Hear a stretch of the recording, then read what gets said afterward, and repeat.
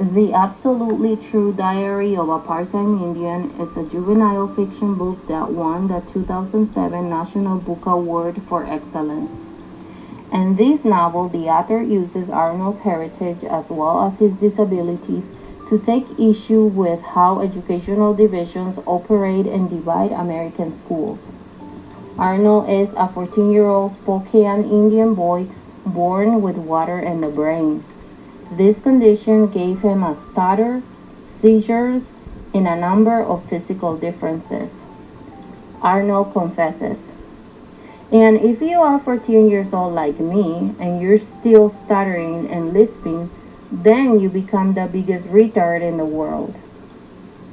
As a result of bullying, he spent a lot of his time alone, reading and drawing cartoons.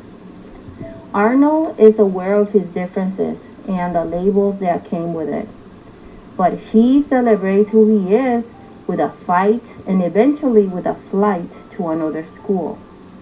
He doesn't allow his disability to hinder his success. On his first day of high school at the reservation, he realizes that the books are at least 30 years old and outdated.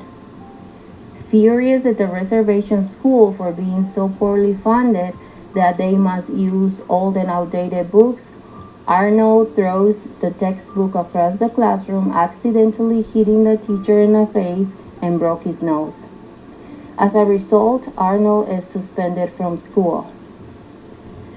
Concerned for Arnold's future, the teacher comes to visit and advises him to leave the reservation before the culture of defeat, depression, and alcoholism will force him to give up his dreams.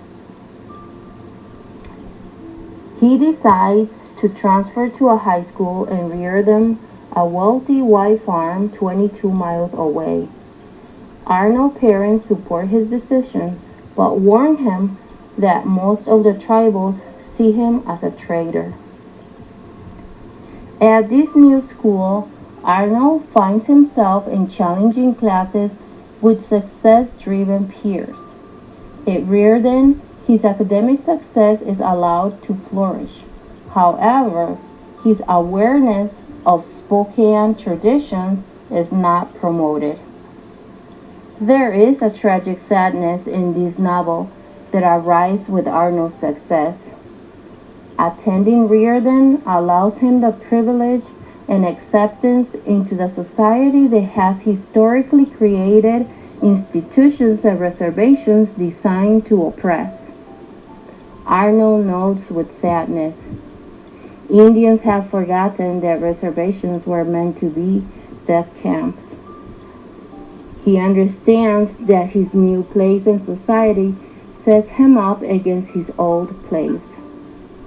Arnold's story is one of negotiating boundaries between two worlds.